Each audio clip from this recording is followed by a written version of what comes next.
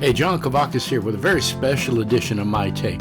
You know, one of the things I enjoy the most is spending time, one-on-one time, with people that work hard to make the hobby enjoyable and to remind us of why we collect these little cars that we love so much. So I had the opportunity to go down to Nashville and spend a little bit of time with Dave Gilbert in his brand new store. So, Dave's kind of bucking the trend here. He's got some great ideas and a very unique take on what a retail store and how it works. So let's see what Dave has to say.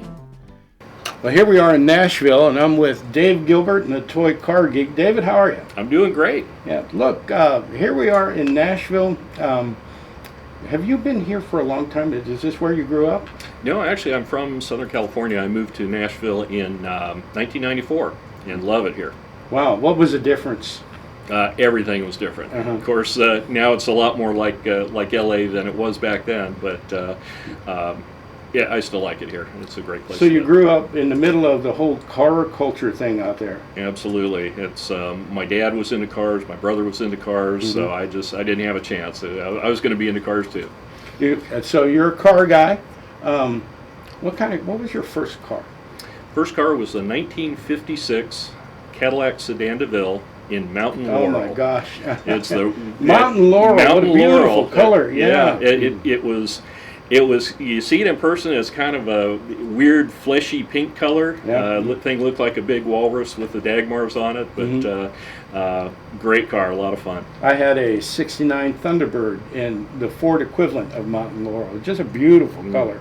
So now you're a dealer for models. Is this your full-time job? Is this what you do? It is now. I retired from my day job at the end of August, and I've been doing this for about 5 years as a second job, and it snowballed to a point where it really made sense to make it my full-time job. So what did you do before this? I worked for a large architecture firm here in Nashville, Earl Swenson Associates, and I ran the virtual reality department for them. Oh, so you're a tech guy. Somewhat, yeah. So I need some help with my Wi-Fi network. We'll call IT. Yeah. But yeah, it was a great place to work, wonderful job, wonderful people there, but they didn't let me play with toys all day, so, Well, so this is a big move. I know you're married. Do you have family? My wife has a lot of family, has a big family. She's got kids and grandkids, so I kind of get to be a grandpa by default. So is she on board with all this? Absolutely. She's also very much on board with me getting the stuff out of the house. Yeah, boy, I heard that. Kelly has the same thing. We bought a shed several years ago, 20 by 20 shed, and then we thought, oh my gosh, this thing is so huge. But she's helped me set up a studio in there. And I think it's, for me, I like to see our wives involved in this because it is a kind of a family thing, and it's good to see the women kind of coming up and taking a little bit of part in it. Kelly's been to some of the shows. And maybe we'll see your wife at one of the shows or two. Absolutely. So you're a car guy. You're a model guy. Is there a 1-1 car out there that you've always wanted you never got a hold of? Well, that's a good question. There's probably a lot of them. I've had a couple of Chargers, late model Chargers, which I absolutely love. The Charger RTs. Always wanted a Hellcat, but it's a little bit too expensive for me, but I'd love to have one of those. I think you mentioned you had a Daytona too. I did. I had a Charger RT Daytona. What color was it? It was cinnamon stick. Oh man, a great color. Gorgeous great color. Yeah. Yes. So now you're also into models, scale models. Are you a collector? Have you been a collector for a while? Absolutely. Since day one. My first childhood memory is pushing around a 1959 Cadillac. A tin toy. Tin toy? Yeah, the Bondi tin toys. And I remember that as if it were yesterday. Boy, those things are worth their weight in gold these days. Yeah, absolutely. So how many cars do you have in your collection, your model collection? I really honestly don't know because the last few years as I've been collecting them, I haven't had room to display them because I've had so much inventory. So I've just kind of been putting them on the shelf. So I kind of have the same problem. I have some models in my office at the church. I've got some models on display at home, but I can never get them all out and look at them. And sometimes I like to just sit and kind of look at them and enjoy having them. Yeah, I think part of what we do, part of the passion, is that joy of ownership. but I don't have the room either. I don't know if I'm going to do what you did. But I think you made a bold move here. What scales did you collect? Early on, I was big into Matchbox, and then I started getting into Corgi, and then promos. Promos. So promos. I bought a lot of promos in the 70s, and then there was a long period where I kept everything, and still have. Keep the boxes?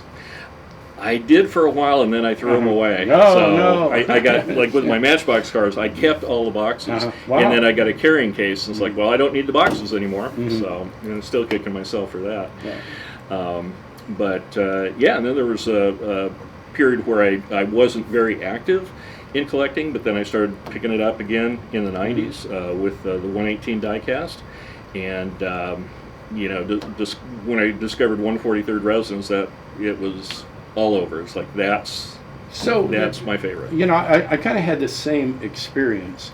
What was it about 143rd that captured you? To me, they're just a perfect size. They're big enough to where you can get plenty of detail in them, and they're small enough to where you can display a lot more of them. I love a 118th, but don't have the room for them. But there's just something about the 143rd that I just really like it. I enjoy miniaturization. We were talking earlier, and I think there's a difference between a model and a miniature.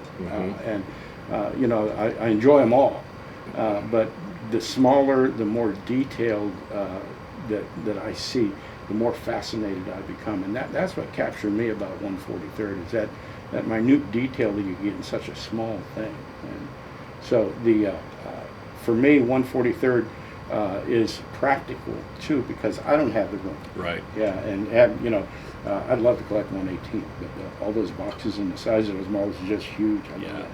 So you made this move. What motivated you to become a dealer? You went from collector to dealer.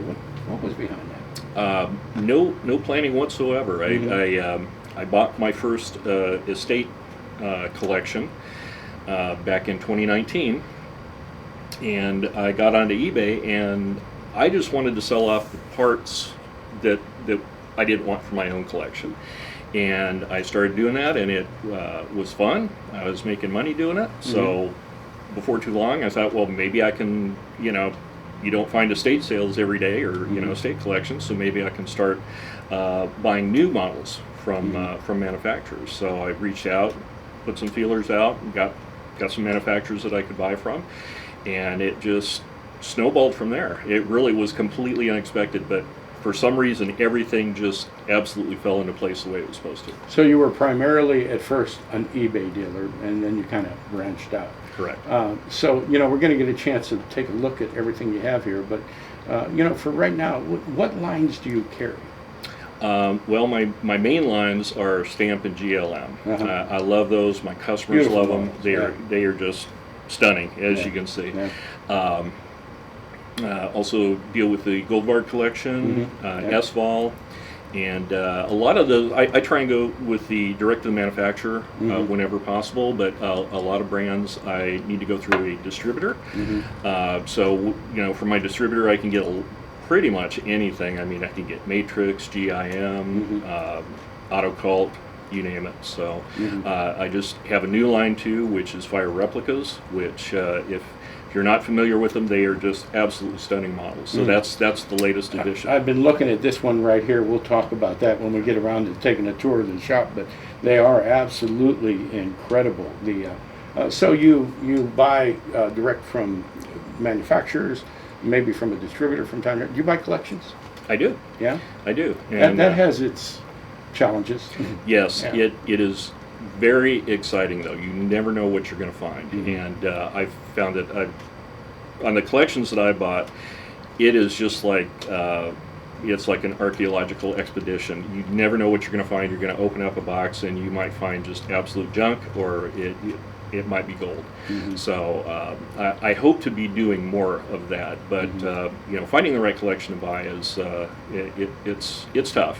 Oh, I've had some experience at this, rather limited, but at the same time, I've come to realize that expectations on behalf of the seller sometimes can be unrealistic, I know that as a dealer, when you go in and make a bid on a collection, you're probably bidding on models that might take quite some time to sell. Yes.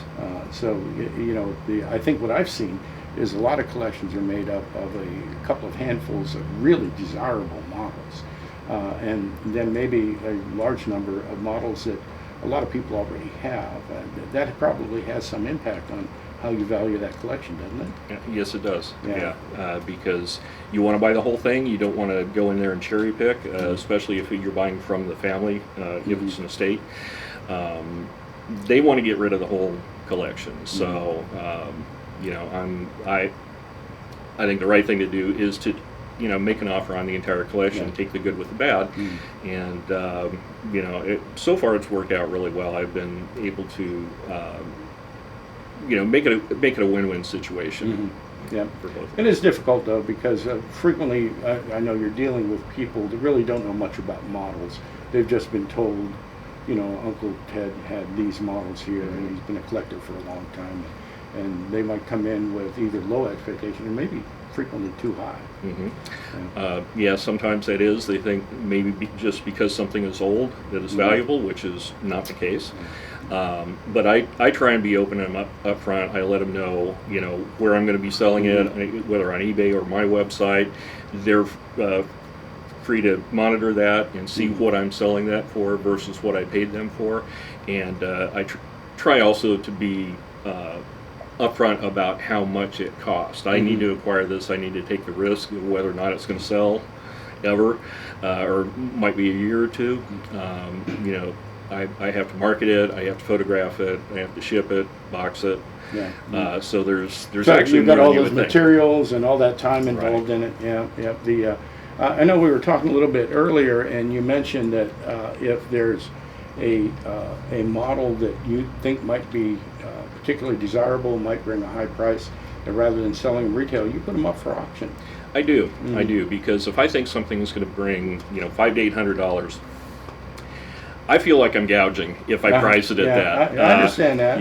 And I don't want to get the reputation for gouging, but yet obviously I want to get as much as I can out of the model. So there are certain things where I will put them up for auction and let the buyer decide how much. Let the market decide where.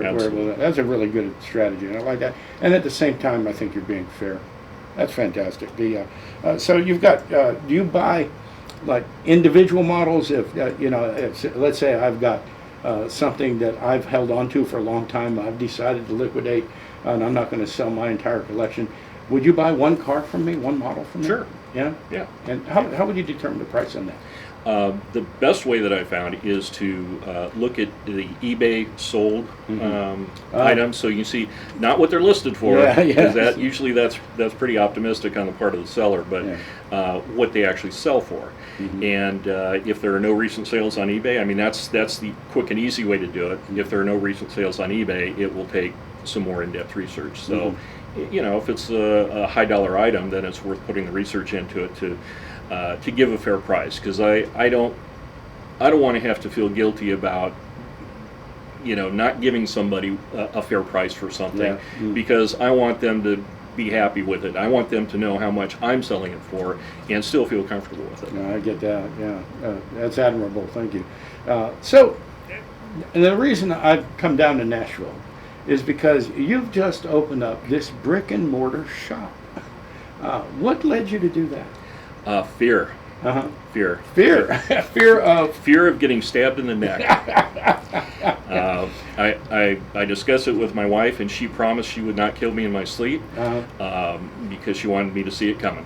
So, no, Carol has been terrific. She's been very supportive, but I just outgrew the house. I was taking over, half the house plus some outside storage, and it just got to the point where it was more of a frustration than anything else.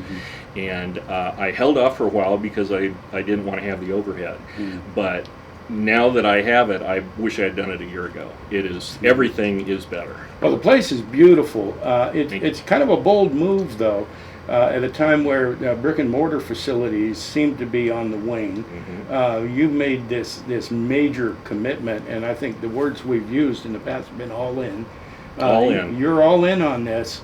But at the same time, this isn't going to be a typical retail establishment, is it? Yeah, How are you going to that's operate? correct. Yeah. I wanted to make sure, without question, that I could pay for this brick and mortar facility through my internet sales. I don't have to rely on people coming in to do that. It's mostly a place for me to work. I needed space to run my business, and I thought, well, as long as I'm going to have a space, physical space, why not set it up to where I can have people in? Oh, fantastic. Can we take a few minutes and take a look around? Sure. Okay. Welcome to Toy Car Geek Nashville. I'm going to give you a quick tour around the shop, and then we'll spend a little bit of time looking at all the goodies in the display cases. So as you come in the entrance here, you've got display cases on right in front of you and on the right. And then panning back towards the back of the shop, you've got a complimentary refreshment center over there. And right here we've got a presentation table, or if somebody comes in and wants to pull a car out of the case and discuss it, and have a seat, have a beverage, and we can chat about cars. As I mentioned before, this is not really a typical retail shop. It's basically a facility to support my internet business. So this portion right here, the shipping and receiving area, is really key. This is what I needed. I needed the space to do that, and I thought, what the heck, why don't I make it a little bit nicer in case anybody wants to stop by. In the back office, I have my main work desk. I've got a work table where I can repair and or detail pre-owned items that come in if necessary and if time allows. We have some storage up top. On the other side, more storage. It's where I keep all the computer equipment, security camera monitors, and my photo studio. And whenever possible, whenever time allows, I like to take my own photographs for a more consistent look and feel on my website in lieu of using the manufacturer's photographs. Starting out with the far left-hand cases, these two cases are primarily die-cast. I have some model kits up top. I don't normally carry model kits, but I happen to get a bunch from an estate collection recently, so I'll go ahead and sell those till they're gone. Same thing with the 1/18 die-cast, the kind of the lower-end die-cast. You never know what you're going to get with an estate collection, so I just take it all and sell it off. Up top here, we've got the new line of Edicola 1/43 die-cast, which a lot of you have seen, and those are really popular, so I sell a lot of those. I am also a green light dealer, so I can get 1/43 and 1/64 green light. So that's what primarily is in this cabinet, and then down at the bottom, I've got some more pre-owned stuff from an estate. So everything in these cases is a mix of new and pre-owned. A little bit more die-cast and starting to get into the resin. Have some miscellaneous brands here, Spark, Avenue 43, and so forth, Norev. Down below that, start getting into the Matrix and GIM resin models. Down at the bottom, we've got a Neo. Anything you see with a pink dot or a red dot on the Neos, those are pre-owned, and they're from two different collections, so that's why I have the two different colored dots on them. Next two cases are my most popular models, Stamp and GLM. And try and keep a good variety of things on hand, because you never know when somebody is going to want to find an older model that maybe they missed out on last year, so I try and keep a good variety on hand.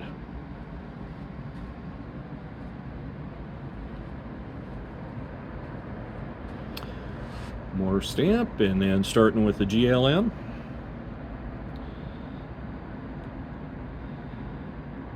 Got a couple of bare spots down at the bottom where the 1970 Lincolns were there a few days ago, but they're all almost completely sold out.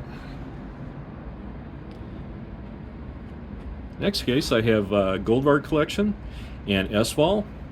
These are both great brands. I'm going to start carrying a big variety of both of these. And going down to the bottom there, we've got some trucks, mostly die-cast. 1/43 IXO trucks are fantastic if you're into trucks. Recommend checking them out.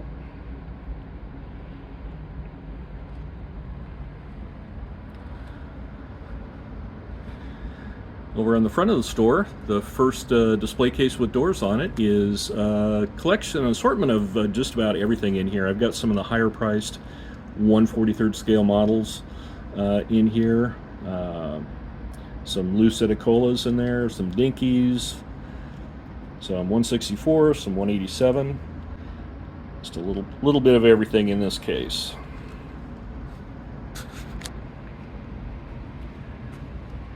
And I just recently became a dealer for Fire Replicas. And if you're not familiar with these, they are unbelievably detailed museum quality models. Each model has between 300 and 900 parts, and they are made to extremely exacting standards. They're not cheap, but they are the most fantastic models I have ever laid eyes on. They're extremely detailed. And John Kavakis is going to be doing a My Take on these models soon, so watch for that, but you can kind of get an idea of just how unbelievably detailed they are.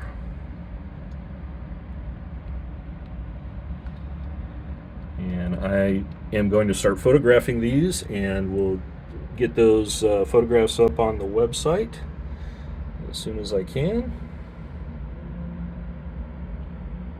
And they do both new and vintage rigs, so there's plenty to like there.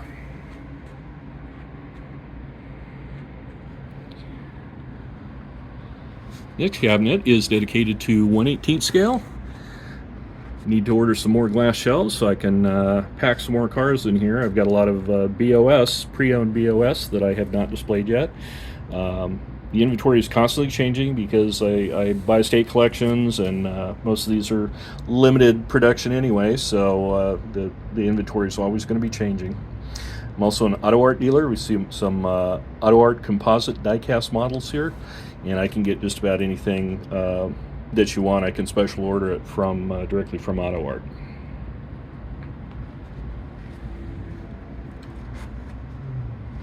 In the last case, we have lots and lots of promos. Again, these are all from a state sale, all pre-owned. This collection was originally about 500 promos in all different conditions. I've sold off about 20% of them so far. And so I've got these on display. I've got some up there that I don't have room to display. And then these are some empty boxes waiting for promos to go into them. Panning back around to the entrance. This wall here was originally going to be some real nice wall panels and signage and lighting, but I realized it needed to be storage. So you can see there are a lot of promos in these cases. All the white boxes are promos, and I'm going to get rid of all the generic dirty mismatch boxes and put those in nice clean Toy Car Geek boxes. Obviously, if it's an original box, I'm going to keep that, and that'll fit right in the Toy Car Geek box. And then in the rest of the cabinets, there's just some overstock, what I don't have in the display cases, and also empty boxes for cars that I have loose in the display cases.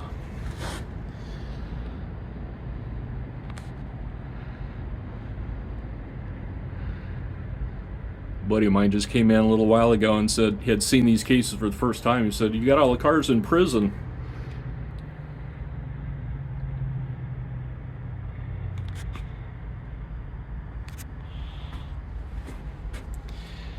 So that's a quick tour of the store. Again, if this was going to be a regular retail store, I would have laid it out a bit differently, but it's really just a work area for me to support my internet business, and also kind of a fun place for if anybody's passing through Nashville or happens to live in Nashville and wants to stop by and hang out like in a model car man cave, stop on by. Well, okay, Dave, that was most impressive. The couple things I'd like to talk to you about. First off, what was the line for the fire engines? Fire replicas. Fire replicas. Okay, now I've got a close-up look at a couple of these. You mentioned it during our tour. They are incredibly detailed. How many pieces did you say was in average? Between 300 and 900, depending on what the apparatus is. Okay, I'm looking forward to doing my take on one of these. I want to be able to show you the incredible detail in these things. These might be the most detailed models I've ever seen. They are absolutely the most detailed models I've ever seen. They are museum quality models. Now, we've got one sitting here, and this has something very unique about it, about all the lettering on the side. Can you tell us what that is?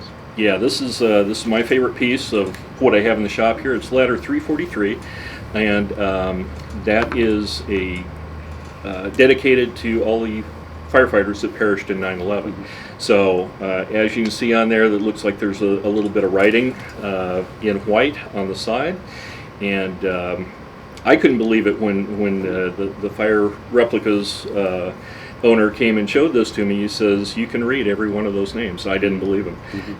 I can't see it with my own eyes, but if I get my phone out and I enlarge it, every single name of every single firefighter is legible. Absolutely incredible. I think that's the type of miniaturization that just gets me excited. And for me, that's what the hobby's about, the joy of owning something that's really a piece of master workmanship. It really is. I mean, they are all in on making the best models they possibly can. And that is all they're concerned with. So here you are, you've made this commitment, you've got brick and mortar, a place where we can visit, but I think the two things that I'd like to mention, if I understood you correctly, number one is you don't have regular retail hours. You do business by appointment. But the other thing is with these fire replicas, you can't do these mail order. In other words, I can't give you a call and say, hey, would you send me one of these? How does that work? I have an arrangement with Fire Replicas. I'm honored to be able to represent their product line, but I don't want to cannibalize their sales because they sell primarily online. So I have a showroom where people can come by. Nashville is, it's because we're right off Interstate 40. In the middle of everything. It's in the middle of everything. Yeah. So there are a lot of people that are going to be passing through or going to the Lane Motor Museum right up the road here, 10 minutes away. People that are visiting Nashville that might have an interest in this can stop by and see them because as you can see, they sell themselves. They are just absolutely gorgeous models. If you're into fire apparatus or just into, unbelievably detailed miniatures, they are no equal. Yeah, I understand, and I have to agree. The fact that you really got to get a magnifying glass to appreciate the incredible detail in it. So you've done that. You've got some unique lines. You've got some lines that we're all curious about. You've made this investment in this move. You've seen changes in the hobby. We together we've seen the rise. You went from die cast to white metal and the rise of resin. I remember when Neo came out with the resin models in the early 2000s. They kind of set the world on fire. It was a new level of detail and all that. Where do you think the hobby's going? That's a really good question. I wish I had the answer to that. I think we're going to continue to see the growth in sales in the 143rd and the 118th. I think from just based on what I've seen, the 143rd I think is more popular with the older collectors, and whereas because of the model selection and the fact that people have been collecting for a long time, they have space issues because they've got so much. And I think the younger collectors are gravitating towards the 118th because in 118th scale that offers a lot more exotic cars and contemporary cars and that kind of thing. And plus if somebody's just starting out collecting and they choose to go to 118th, they don't already have, they can make room for it or they can plan on room for that. But I think really the biggest thing that I see coming is not so much with the models themselves, but how people are going to acquire those models. eBay has been the typical go-to because a lot of the stuff you can't just go to Walmart and buy it. You got to find it somewhere else. A lot of people are selling those on eBay, but I think more and more people are going to actually turn to HobbyDB to find their models. What a great site! They really are, and they are cataloging everything. You know, the one thing with eBay is if you go to look for a rare model and they haven't sold any for a while, it's just not there. You can't research it. With HobbyDB, once it's logged into the database, it's there forever. It's something you can refer to. I think, for me, HobbyDB has given us everything that we've asked for. I don't know about you. I've got several collector guides at home, but it's like the minute you get the collector guide, it's out of date because a new model has been issued. Yep. So now we have an online resource that gives us color and usually production numbers, a good idea of prices, and that sort of thing. I know several people who have been involved with HobbyDB and entering the data, and they're collectors like we are, and they've got a passion for it. So the data is accurate, and I know Christian Braun, who kind of heads HobbyDB up, he's very picky about making sure that there's integrity to the data there. Yes. Yeah. And I know that they've got a marketplace, and they're trying to develop that as well. So there's a lot of potential there. There really is. They just recently made it to where sellers that have a website can link or put a link to a product in there. I saw that. Yeah. If you go to look for this in HobbyDB, you'll have all the information there, and then you will have a list of sellers.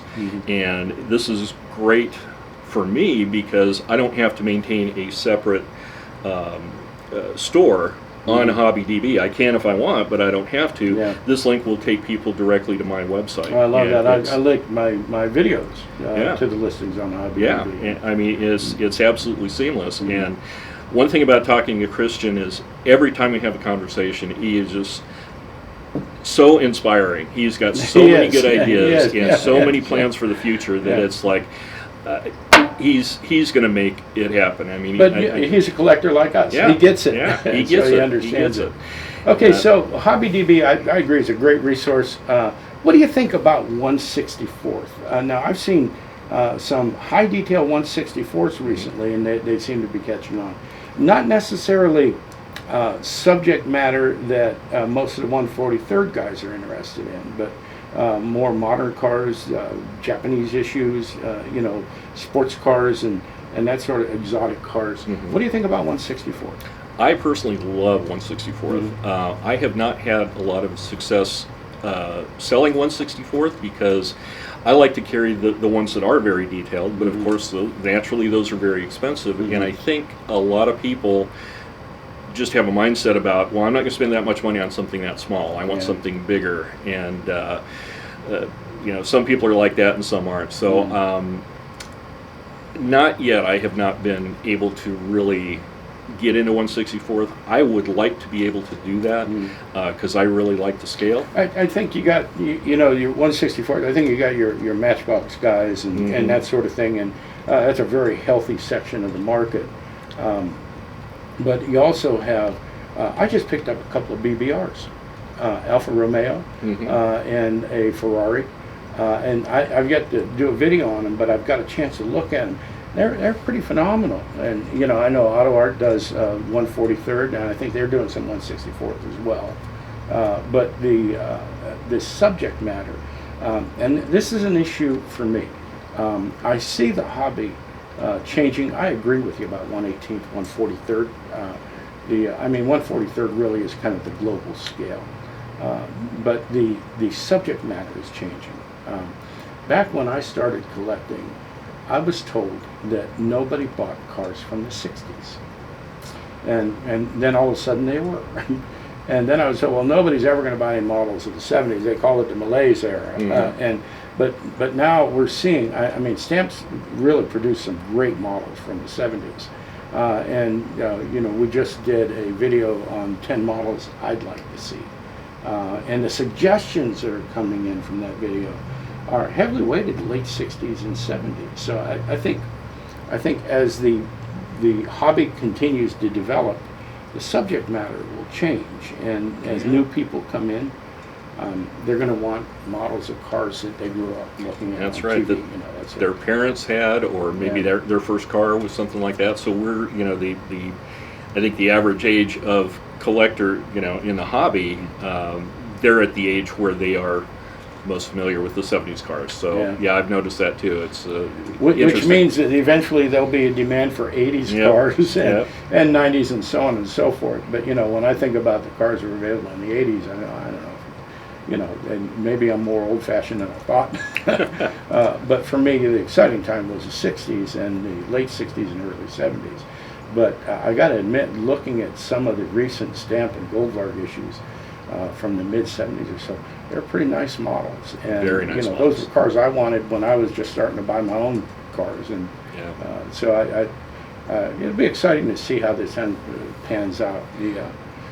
So we've seen your shop.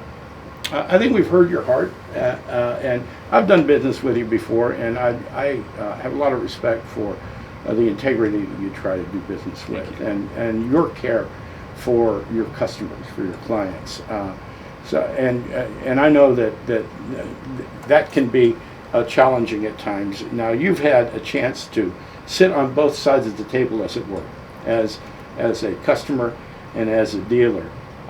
What does it look like on the dealer side?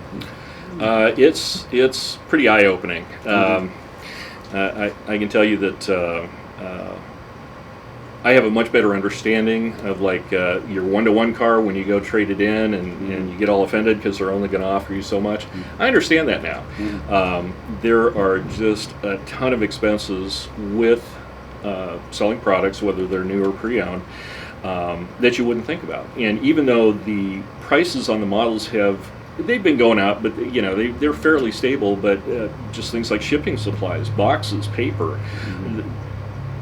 boxes have tripled since I started doing this 5 years ago. And it's just it's gotten worse since COVID. A lot of people are jacking up prices on everything. So and of course everybody thinks you're Amazon Prime. And they should be able to order the model today and get it tomorrow. That's funny. I am one of the things that I want to accomplish once I get settled in a new place is to really increase my shipping time to be able to get it shipped out quickly. I can't always do that depending on what's going on and what the volume is. But yeah, it's just me here, so I and if I'm not shipping something, I'm photographing it, or I'm listing it, or I'm buying it from a distributor, or there is so much to do, or I'm talking to my accountant, or doing something. There's so much to do involving the entire business that it's just very time consuming. And I think just sitting here with you and looking at these shelves. And realizing you've got a substantial investment in inventory here. So when we see people that might be price shopping, that might want free freight, and I think those promotions probably work. I've seen you do some things like that, but you've got to meet your overhead and you've got to pay for the inventory. And I know I've been on both sides of the table in the 1-1 car business, and they both have their adventures and they both have their challenges. And I think people are going to appreciate the investment you've made here. Well, another thing too that not a lot of people think about is loss. I have quite a bit of loss through shipping. Now I pack, if you've ever ordered anything from me, you know that I pack it as well as I can. But a lot of stuff gets destroyed, and even though it's all insured, sometimes the claims will get denied, and sometimes I've got one that's several months old I still haven't heard back on. So a lot of times I just need to write stuff off because it gets damaged in shipping, or it gets damaged before it gets to me. Sometimes I can get reimbursed on that, sometimes I can't. I have to absorb it. So that kind of adds into the overhead. As things that we don't think about as collectors. And, there are expenses that are unforeseen, and even as we sit here and talking, you mentioned the cost of shipping materials. Oh yeah. I do very limited sales through my little home operation, and we're always looking for boxes and packing material and everything. We've run into that. You set a model, and for whatever reason it doesn't get there. And I know your heart is to take care of your client first, and then deal with all the other stuff later, but that can be expensive. Yes, it is. If something gets destroyed, and it's just unbelievable. They must kick it all the way to the customer. That's all I can. I've seen some of those boxes. Yeah. Oh man, I've got shipments that the boxes have been crushed and wet. Mm-hmm. So evidently they were sitting out in the rain on a loading dock somewhere. But I have damage in every shipment I get. It doesn't matter where it's coming from. It's just shipping damage that I have to deal with. And like I said, I pack my stuff very well because I don't want to have any damage. One, I don't want the expense of having to replace something. Two, I don't want, because I'm a collector too, I don't want this package to get to somebody. The grief, yeah. Especially they pre-ordered it, they've been waiting 4 or 5 months for this, and they get it, and it's in pieces. Yeah. And I've had that disappointment opening up a box and finding model in pieces. Oh yeah, we all have it. It's heartbreaking. It is. Yeah. It is. So what I try and do whenever possible is if somebody gets a model that's damaged, I will send them another one. I'm not going to say, well, we got to file a claim on the whole thing. I send them another one. They send me the old one back, and I figure out the claim later. I just, and if I don't get it, I don't get it. I got to write it off. But that's a major expense. The damage is a major expense that nobody really ever thinks about or talks about. Well, now we have. So hopefully people will know.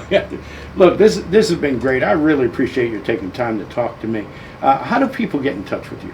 Best way is through my website, TOYCARGEEK.com, or you can email me at dave@TOYCARGEEK.com. I'll put that up on the screen for you. Yeah, that is, emails are the best. A lot of people, I have a big presence on Facebook, do a lot of communication through Facebook. Love your Facebook pages. Oh, thank you.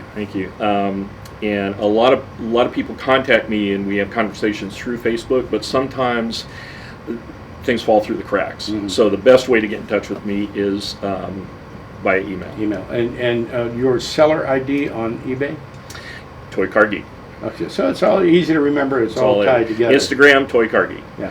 Okay. Pinterest, TOYCARGEEK. Just one more question, okay? If you could have a manufacturer make one model for you, what would it be?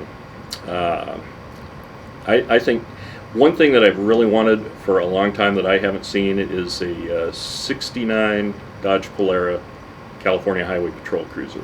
Oh, wow. So, I mean... Sergio! It would be tough to pick. There are so many that I want, but I think that's one in particular that I've been wanting for a while that I haven't seen really anything close to it. And, if you talk to law enforcement people, that is considered one of the best police vehicles ever. So I'm really surprised that we haven't seen that yet. Okay, so we'll float that balloon up there and see who grabs it and tries to give us one. That's right. Dave, I really appreciate your time. Thank you. You bet. Thanks for coming down.